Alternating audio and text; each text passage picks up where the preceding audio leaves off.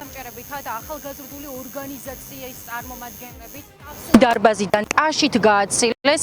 მას მედიასთან კომენტარი არ გაუკეთებია, მიუხედავად იმისა, რომ ჩვენ გვქონდა ბევრი კითხვა, მათ შორის იმასთან დაკავშირებით, რა აქვს ნოდარ დუმბაძის საკითხული, რატომ არის ასე ძალიან მისი საყვარელი ადამიანი, რომ მისი ბრჭყალებში ღირსების დასაცავად ადამიანზე ფიზიკური თავდასხმა გახდა საჭირო. შეიძლება ითქვას, რომ ის საკმაოდ სერიოზული თანხლებით გააცილეს დარბაზიდან, არა მხოლოდ ტაშით დახვდნენ, არამედ ნახევარი სასამართლოს ეზო სწორედ ქართული ოცნების მხარდამჭერებით და მათ შორის იქ იყო სავსე და მათ შორის იქ იყო უცნობიც, რომელმაც პირდაპირ თუ გადატანითი მნიშვნელობით ისაუბრა იმაზე, რომ თუ კი განმეორდება თუნდაც იუმორისტული ნუმრების თვალსაზრისით, ასეთ სტილში საუბარი მათ შორის საქართველოს მოსახლეობისათვის საყვარელ მწერლებზე, კულტურის სფეროს წარმომადგენლებზე უნდა ველოდოთ ანალოგიურ ქმედებებს მოძალადეების მხრიდან. ცხადი არსებობდა ჩაკითხვაც იმასთან დაკავშირებით, ხომ არ არის ეს ძალადობის წახალისება, მან თქვა, რომ ეს არ არის ძალადობის წახალისება.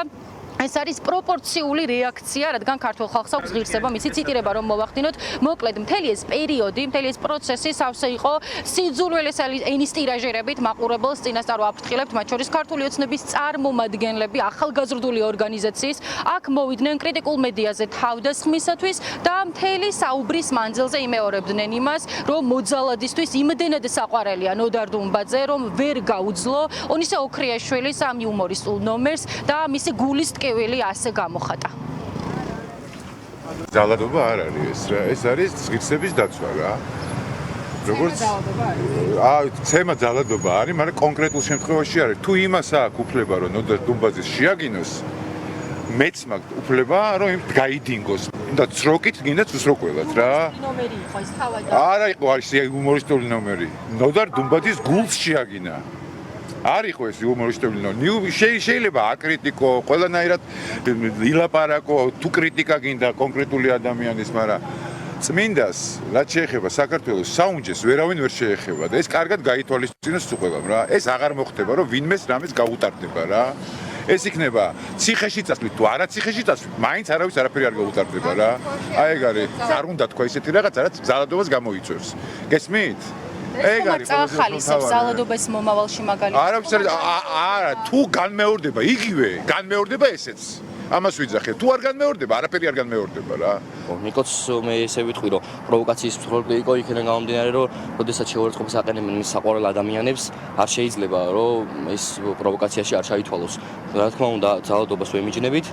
ნიკო არ არის დანაშაული, ნიკო კარგი ადამიანია, არასასიამოვნო გზით იყო თავისი ქმედება ჩადენილი, რა თქმა უნდა, მაგრამ ეს ყველაფერი მოხდა 5,000 ლარიანი გირაოც ჩვეულებრივი დანაშაულია და შეიძლება ეს ყველაფერი საკმარისი იყოს მისთვის. ჩვენ ვისმენთ კომენტარებს ქართული ოცნების ახალგაზრდული ორგანიზაციის წარმომადგენელი და მათ შორის უცნობი პირდაპირ ამბობენ იმას, რომ ეს არა ძალადობა, არამედ ქვეყნისა და საქართველოს დამსახურებული მოღვაწეების ღირსების დაცვა იყო, რაც პირდაპირ აჩენს განცდას იმისა, რომ მოძალადე, პროზასა და პოეზიაზე შეყვარებული მოძალადე, როგორც თავად ამბობს, არ ნანობს ჩადენილ დანაშაულს. სწორედ ეს კითხვა ჰქონდა ჩვენ პროკურორთანაც და ადვოკატთანაც, რადგან პროკურატურა ითხოვდა საპატიმრო გირაოს და დაცვის მხარის თხოვნა იყო უბრალოდ კლასიკური, ეგრეთ წოდებული კლასიკური სახით გირაოს შეფარდება ამ ადამიანისათვის და სასამართლო მოსამართლე ეპიტაშვილმა სწორედ დაცვის მხარის პოზიცია გაიზიარა.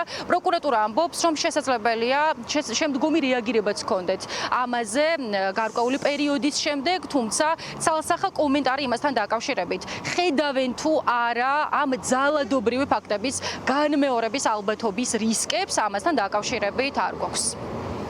როგორც უკვე აღნიშნე, სასამართლოს უბრალოდ გაიზიარა დაცვის მხარის შუამდგომლობა, ნაწილობრივ პროკურატურის შუამდგომლობა, ორივე მხარეს შუამდგომლობით გირაოს შესახებ, თუმცა პროკურატურას ჰქონდა დამატებით შუამდგომლობა საპატიმრო გირაოს სახით მისი უზრუნველყოფის გამოსაყენად. ხოლო ჩვენი შუამდგომლობა იყო მხოლოდ და მხოლოდ კლასიკური გირაო, რაც დაკმაყოფილდა და ნიკო ხუცლავა გადავიდა სასამართლო დარბაზიდან 5,000 ლარის სანაცვლოდ. საქართველოს პროკურატურამ აღკვეთის ღონისძიების სახით მოითხოვა საპატიმრო გირაოს გამოყენება 5,000 ლარის ოდენობით. თბილისის საქალაქო სასამართლომ სრულად გაიზიარა ბრალდების მხარის პოზიცია გირაოს ნაწილში და ბრალდებულს აღკვეთის ღონისძიების სახით შეეფარდა გირაო 5,000 ლარის ოდენობით. ბრალდების მხარე ასაბუთებდა სწორედ ახალი დანაშაულის ჩადენის საფრთხეს. მას შემდეგ რაც მივიღებთ სასამართლოს განჩინებას, დასაბუთებულს გავეცნობით და შემდეგ რა თქმა უნდა შესაბამის შეფასებებს გავაკეთებთ. თქვენ თვლით რომ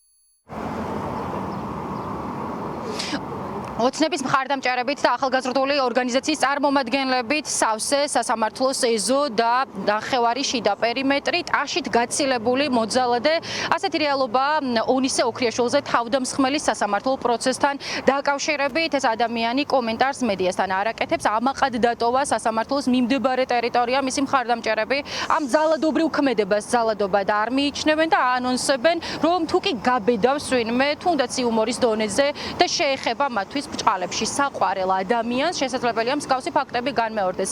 ეს კი ხდება მაშინ, როდესაც გიორგი ახობაძე 25 დღეს, ხოლო ვახო სანაია 14 დღეს გაატარებს საპატიმროში, წინასწარი მოთავსების იზოლატორში მხოლოდ იმის გამო, რომ ამ ადამიანებმა გაბედეს და სოციალურ ქსელში სტატუსი დაწერეს, სადაც აკრიტიკებდნენ ქართული ოცნების წარმომადგენლებს. გიორგი ახობაძის შემთხვევაში ჩამდებ პოლიციელზე დაწერა მან კრიტიკული პოსტი და აი ამის გამო ზუსტად გუშინ ღამით ის გაუშვეს დროებითი მოთავსების იზოლატორში.